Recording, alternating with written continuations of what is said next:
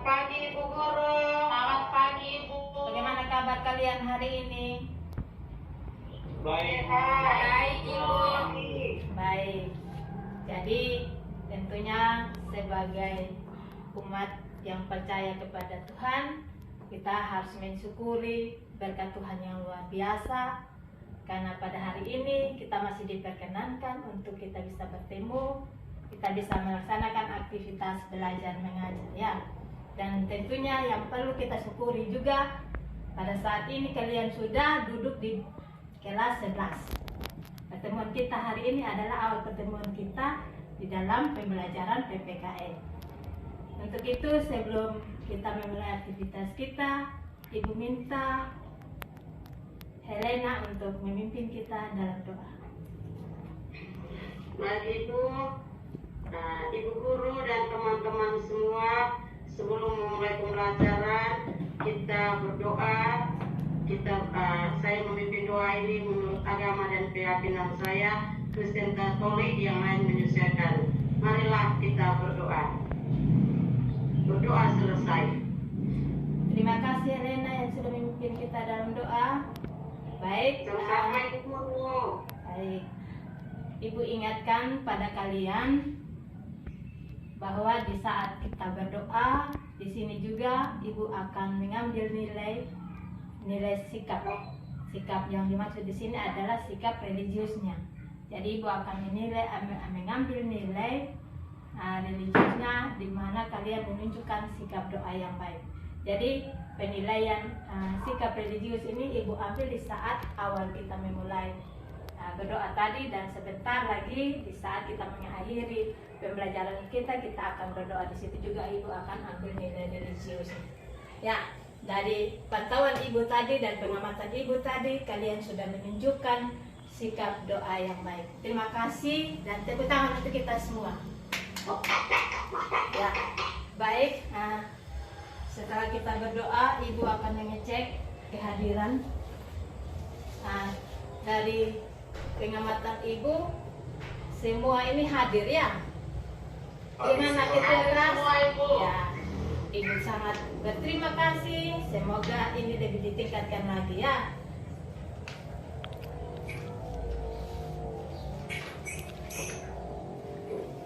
Ketua kelas, ruang kelasnya sudah bersih, rapi, dan untuk kita memulai pembelajaran, kalian silakan mengambil buku, alat tulis menulis yang berkaitan dengan mata pelajaran PPKN.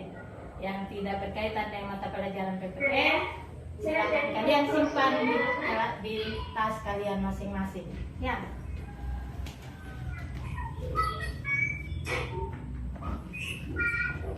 Baik anak-anak, hari ini sebelum kita masuk pada materi, kita menggali lebih dalam tentang materi yang akan kita pelajari. Ibu mau bertanya pada kalian. Berdasarkan pengalaman kalian ya, sebelum duduk di bangku SMA SMK ini, tentunya jauh sebelumnya kalian sudah pernah belajar tentang materi ini ketika kalian duduk di bangku SLTP. Pernah dengar kata HAM, anak-anak? Pernah Ibu. Ya. Pernah Ibu. Kalau pernah dengar, pasti kalian sedikit memahami ya. Sedikit memahami apa itu HAM. Siapa yang masih ingat apa itu HAM? Silakan Martinus. HAM adalah hak dasar yang dimiliki oleh setiap orang sejak kelahirannya dan merupakan anugerah Tuhan yang Maha Esa. Ya, baik. Tepuk tangan buat teman kalian. Jawabannya luar biasa. Ya, jadi materi kita hari ini untuk lebih dalam lagi sebentar kita akan paham pengertian HAM secara universal berdasarkan pendapat para ahli, dan kemudian kita akan juga menguraikan macam-macam HAM. Ya. Nah, untuk itu, untuk menyemangati pembelajaran kita hari ini, semua berdiri. Jadi dan kita menyanyikan lagu Bangun Pemudi Pemuda. Kita mulai ya. 1, 2, 3. Bangun Pemudi Pemudi Indonesia, tangan baju musik singkat untuk negara, bangsa yang akan datang, kewajibanmu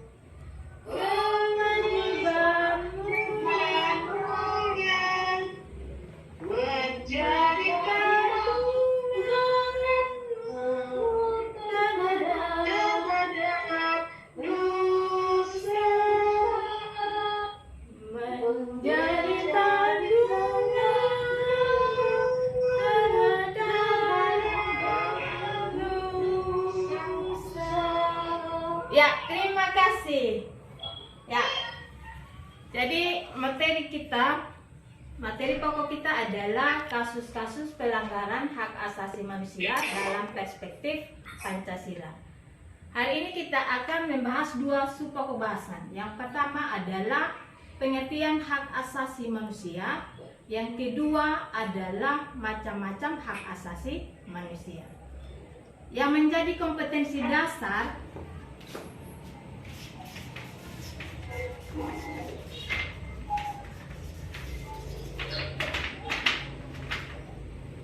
yang menjadi kompetensi dasarnya adalah menganalisis kasus-kasus pelanggaran hak asasi manusia dalam perspektif Pancasila dalam mewujudkan harmonisasi hak asasi manusia dalam kehidupan berbangsa dan bernegara. Ya, indikator pencapaian kompetensinya yang pertama menguraikan pengertian hak asasi manusia. Yang kedua adalah menguraikan macam-macam hak asasi manusia. Dan tujuan pembelajaran kita hari ini melalui model pembelajaran problem based learning dan metode diskusi, peserta didik dapat menguraikan pengertian hak asasi manusia dan menguraikan macam-macam hak. Nah, untuk mencapai indikator pencapaian kompetensi ini, maka sebentar Ibu akan tayangkan videonya. Yang tentunya video ini akan berkaitan dengan indikator yang akan dicapai. Ya, jadi untuk itu Ibu harapkan kepada kalian, tolong perhatikan baik-baik. Ya, tolong perhatikan baik-baik.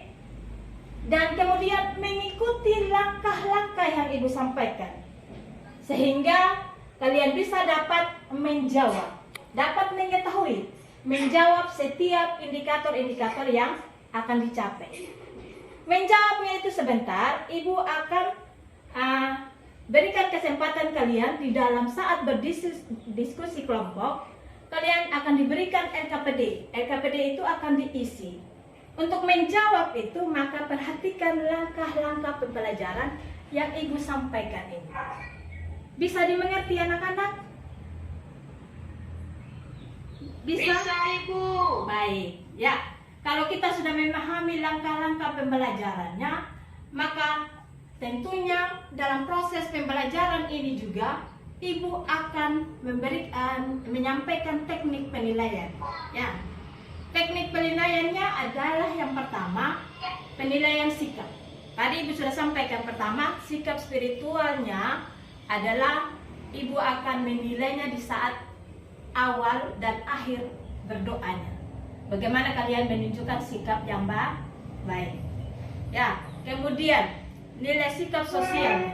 Sikap sosialnya itu di saat kalian berdiskusi, Ibu akan melihat keaktifan kalian. Bagaimana kalian bisa bekerja sama, jujur di dalam bekerja, mampu bertanggung jawab, dan disiplin. Ya, kemudian di dalam penilaian pengetahuan, setelah kalian berdiskusi kelompok, di akhirnya ibu akan memberikan tes untuk kalian mengerjakan. Kemudian nilai keterampilannya. Nilai keterampilannya di saat kalian berdiskusi, di situ sebentar ibu akan menilai bagaimana saat kalian mempresentasikannya. Ya, bagaimana hasil diskusi kelompok kalian. Itu yang ibu akan nilai. Ya, sudah bisa dimengerti ini anak-anak? Bisa? Bisa, Ibu. Oke, kalau sudah bisa, sebelum kita memulai pembelajaran, sebelum ibu tayangkan video, mungkin kita bagi dulu dalam kelompok ya, yang mudah kalian untuk bisa memahami isi dari LKPD itu saja. Nah, silakan bagi kelompok, karena kita 11 orang, cukup kita 3 kelompok saja. Ada yang 3 orang, ada yang 4 orang. Bebas untuk menentukan temannya, silakan. Kelompok 1, kelompok 2, dan kelompok 3. Silakan. Ya, baik. Kalian sudah posisi dalam kelompok, tentunya tetap mengarahkan muka kalian ke depannya untuk menyimak atau menonton tayangan video.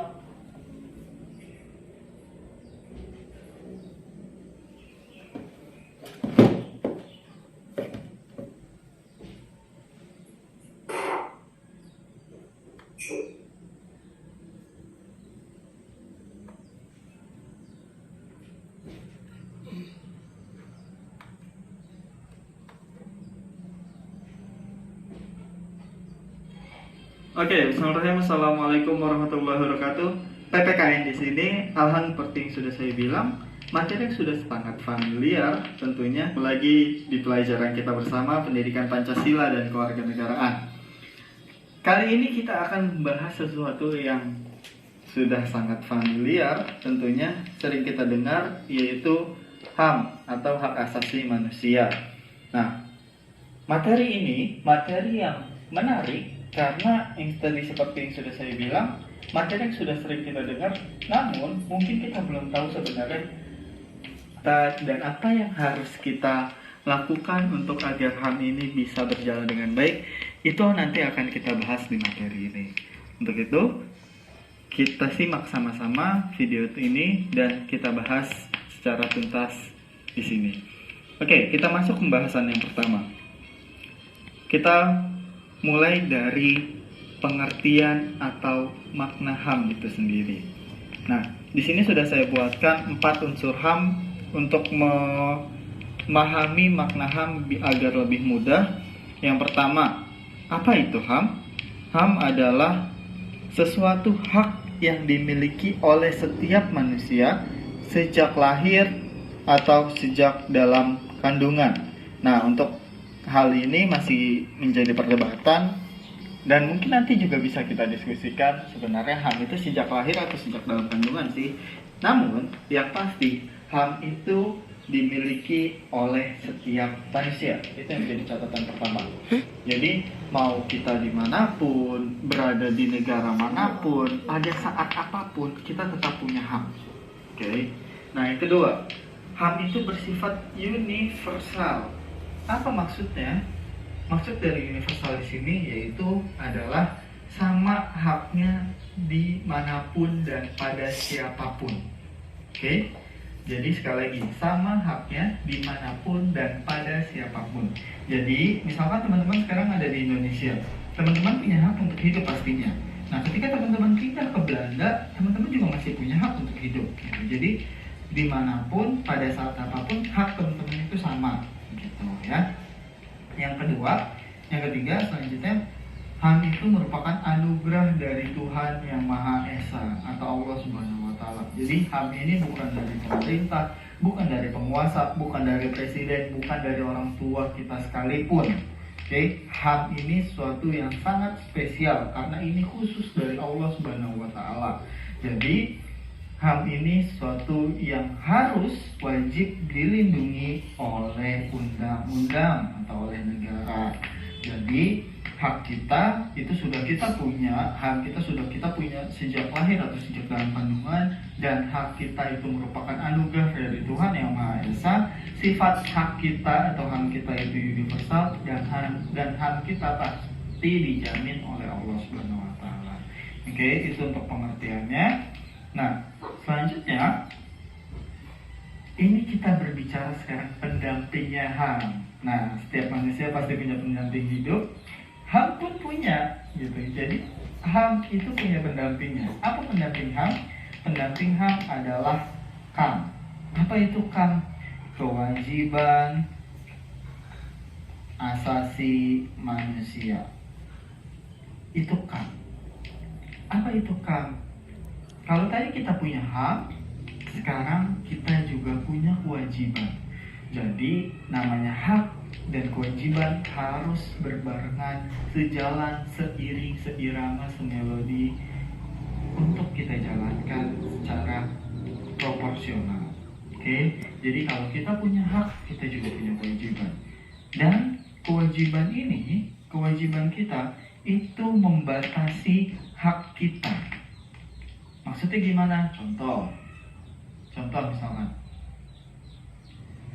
kita punya hak untuk duduk ketika kita menaiki kendaraan umum. Tapi kita juga beringat, kita juga punya kewajiban untuk memberikan tempat duduk kepada orang yang lebih membutuhkan. Contoh, ibu-ibu hamil, lansia, atau penyandang disabilitas. Gitu. Nah, itu contoh dari kewajiban kita, itu membatasi hak kita. Cuma kewajiban dan hak ini ketika dijalankan secara proporsional, semuanya akan menjadi sangat baik dan tidak akan terjadi pelanggaran HAM. Oke, itu saja untuk saat ini. Cukup sekian, sampai bertemu di video selanjutnya. Terima kasih. Assalamualaikum warahmatullahi wabarakatuh. Ya, mungkin tayangan video tadi hanya menjelaskan pengertian atau makna hak asasi manusia dan kewajiban asasi manusia. Itu baru indikator pertama ya yang kita dengarkan pembahasannya. Sekarang untuk memperjelas lagi, Ibu akan tayangkan PowerPoint sehingga materinya bisa kita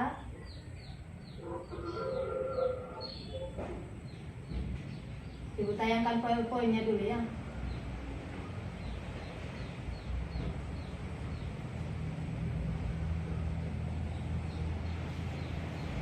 Ya.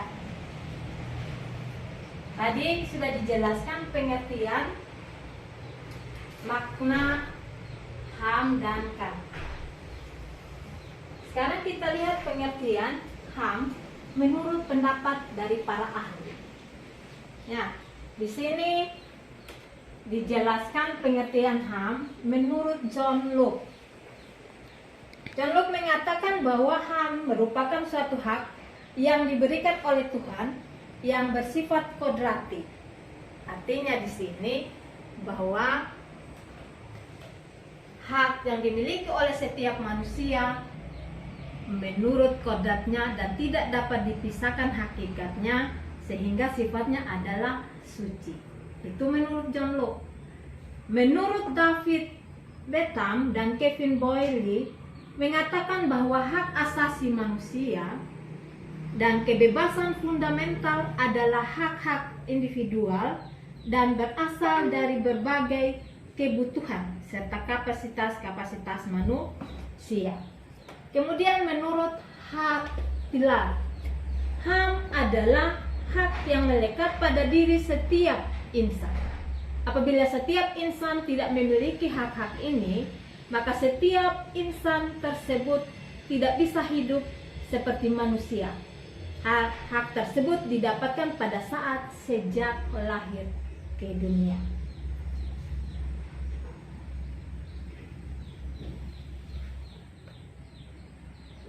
Ya. Kemudian menurut Profesor Kunchoro Purbo Pranoto mengatakan bahwa hak asasi manusia adalah suatu hak yang bersifat mendasar.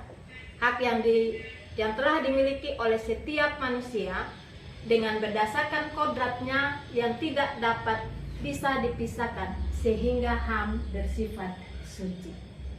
Kemudian di Indonesia, undang-undang yang mengatur tentang HAM itu adalah Undang-Undang Nomor 39 Tahun 1999.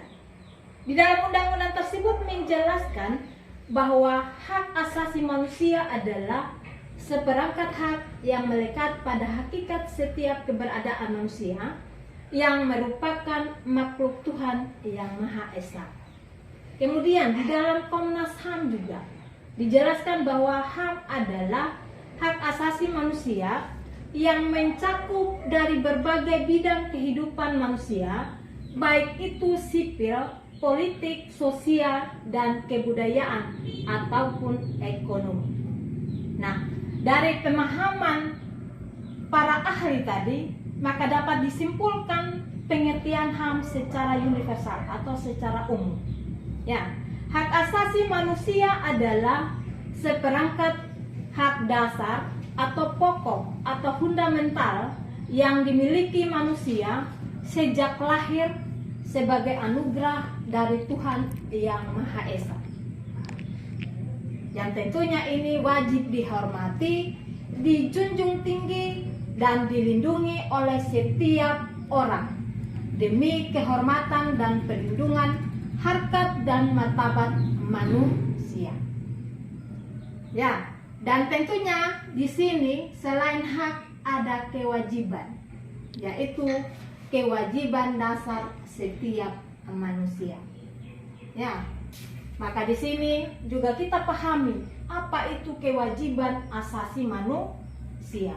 Ya, jadi kewajiban asasi manusia di sini adalah seperangkat kewajiban yang tentunya harus dilaksanakan di sini dengan penuh tanggung jawab.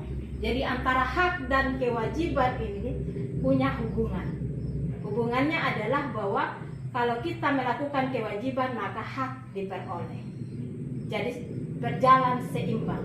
Ya, kalau dia berjalan seimbang maka hak dapat diperoleh, kewajiban juga bisa dilaksanakan dengan baik. Ya. Kemudian HAM juga memiliki sifat-sifat atau cirinya. Ada hakiki, ada universal, ada permanen, dan tidak dapat dibagi. Ya, sekarang kita masuk pada indikator yang kedua, menguraikan macam-macam hak asasi manusia. Ya, jadi macam-macam HAM itu ada 6. Yang pertama adalah hak asasi pribadi. Ya, hak asasi pribadi ialah hak yang masih berhubungan dengan kehidupan pribadi manusia. Contohnya adalah hak kebebasan untuk dapat bergerak, bepergian, serta berpindah-pindah tempat. Hak asasi politik itu adalah hak yang berhubungan dengan kehidupan politik. Contohnya di sini adalah bahwa kita memiliki hak dalam memilih dan dipilih dalam suatu pemilihan umum. Yang ketiga adalah hak asasi hukum. Ya, hak ini adalah di mana kita memiliki kesamaan kedudukan di dalam hukum dan juga pemerintahan, yaitu yang berhubungan dengan berbagai macam kehidupan hukum dan juga pemerintahan. Ya, contohnya adalah hak guna mendapatkan perlakuan yang sama di dalam hukum dan pemerintah. Kemudian hak yang keempat adalah hak asasi ekonomi. Hak asasi ekonomi itu adalah hak yang berhubungan dengan berbagai kegiatan perekonomian. Contohnya di sini adalah hak kebebasan di dalam melakukan berbagai kegiatan jual beli. Yang kelima adalah hak asasi peradilan. Adalah hak untuk diperlakukan sama terhadap tata cara pengadilan. Contohnya adalah hak di dalam mendapatkan pembelaan hukum di depan pengadilan. Yang keenam, hak asasi sosial budaya. Adalah hak yang berhubungan dengan kehidupan dalam bermasyarakat. Contohnya hak asasi sosial budaya sebagai Contohnya adalah hak dalam memilih, menentukan, serta mendapatkan pendidikan. Ya, jadi itulah hasil dari penjelasan melalui PowerPoint. Ya, jadi anak-anak dari tayangan video dan penjelasan PowerPoint yang Ibu sudah jelaskan tadi, ada yang masih kurang dimengerti, silakan bertanya. Ibu kasih 2 orang penanya dulu. Silakan anak-anak, ada yang masih kurang dimengerti, silakan bertanya. Sudah paham, Bu? Ya, kalau kalian sudah paham, maka saatnya kalian di dalam kelompok mengerjakan lembar kerja peserta didik. Ya, Ibu akan bagikan lembar kerja peserta didik ini. Ya, kelompok 1, kelompok 2, kelompok 3. Sebelum kalian mengerjakan, tolong perhatikan baik-baik petunjuk yang ada di dalam LKPD itu ya. Kerjakan sesuai petunjuk. Ibu kasih waktu 30 menit dari sekarang. Silakan mengerjakannya dan silakan juga menentukan siapa yang kalian percayakan untuk mempresentasikannya di depan sebentar ya. Silakan mengerjakannya. Sudah, Bu. Ya, baik. Terima kasih kelompok-kelompok yang luar biasa. Ya, kalau kita memperhatikan dengan cermat, tentunya ketika menjawab pertanyaan-pertanyaan yang diberikan guru pasti lebih cepat untuk menjawab ya.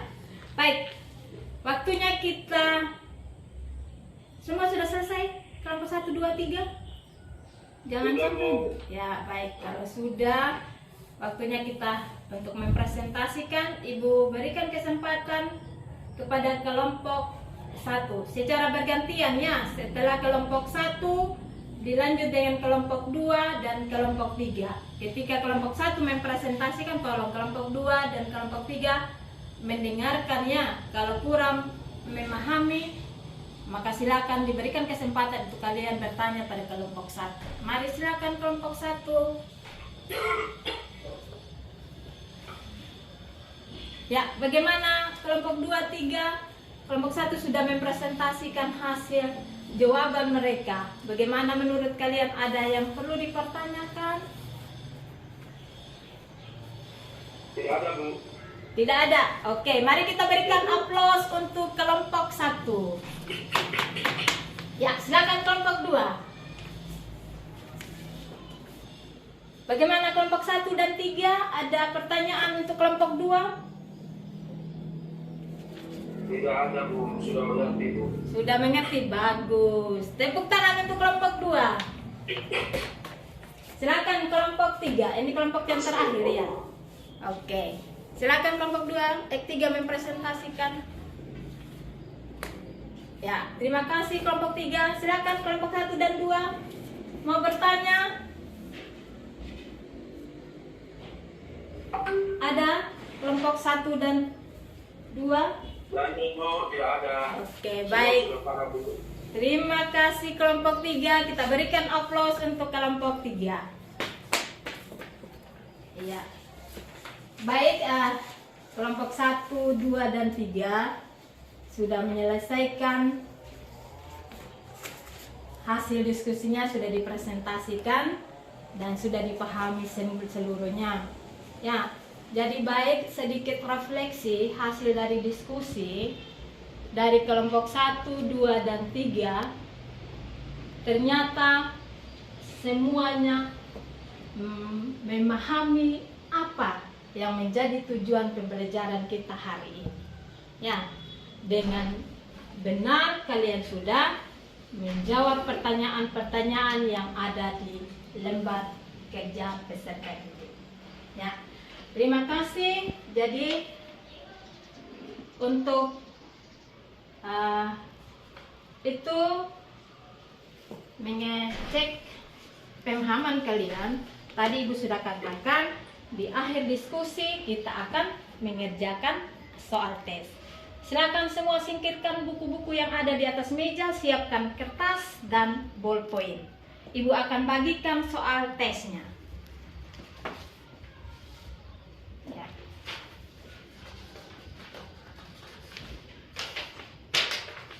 Waktu mengerjakan 5 menit. Silakan dikerjakan dengan tenang ya. Ya, waktu mengerjakan soal tesnya sudah selesai. Sekarang silakan kumpulkan hasil tes kalian. Baik, terima kasih. Kita akan masuk pada kesimpulan. Kesimpulan ini untuk menjawab indikator kita, 2 indikator tadi, maka Ibu minta kesediaan 2 orang ya untuk menjawab pertanyaan, untuk menjawab apakah indikator hari ini yang kita akan capai itu sudah tercapai atau belum ya. Silakan Justinus, jelaskan pengertian HAM. Baik Bu, Ya. pengertian HAM adalah hak dasar yang melekat di dalam diri manusia sejak lahir Ya. dalam kandungan ibu. Ya. Ya, perwakilan dari teman kalian Justinus itu sudah menunjukkan bahwa semua sudah memahami pengertian HAM ya. Jadi hak asasi manusia itu adalah hak dasar yang melekat pada diri manusia yang merupakan anugerah dari Tuhan Yang Maha Esa. Yang pertanyaan yang kedua, Lili, ada Lili? Halo? Jadi ada izin Bu. Oh. Helena ada? Ada Bu. Ya. Ada Ibu. Ya, Helena coba uraikan macam-macam hak asasi manusia. 1. Ya. Hak pribadi. 2. Hak politik. Yang 3. Hak hukum. Yang 4. Hak ekonomi. Yang 5. Hak peradilan. Dan yang 6. Hak sosial budaya Ibu. Bagus, ternyata semua anak-anak Ibu hebat hari ini. Tepuk tangan untuk kita semua. Terima kasih. Ya. Saat ini di dalam proses pembelajaran ini Ibu mau bertanya. Di saat Ibu mengajar ada hal-hal yang kurang, silakan disampaikan demi perbaikan ya, demi perbaikan proses pembelajaran kita selanjutnya. Sehingga kalau guru sudah pas, oke, Iya, Bu. terima Sudah kasih. dapat mengerti Bu. Baik, terima kasih anak-anak. Nah, untuk anak-anak juga, terima kasih kalian benar-benar dengan antusias belajar dengan sungguh-sungguh, bisa memahami, bisa mengerjakan tugas yang Ibu kerjakan. Ya, terima kasih atas kerjasama yang baik antara kita hari ini. Nah, untuk pembelajaran berikutnya minggu depan, tolong kalian pelajari di rumah ya sebelum kita bertemu minggu depan. Materinya tentang kasus-kasus pelanggaran hak asasi manusia. Ya, anak-anak, untuk menutup kegiatan kita hari ini, tentunya kita mensyukurinya semua itu karena berkat Tuhan Yang Maha Esa. Dan untuk itu Ibu minta kesediaan Justinus untuk memimpin kita dalam doa. Teman-teman, mari kita berdoa. Berdoa selesai. Baik, terima kasih Justinus. Anak-anak tetap jaga kesehatan supaya minggu depan kita bertemu lagi. Selamat siang.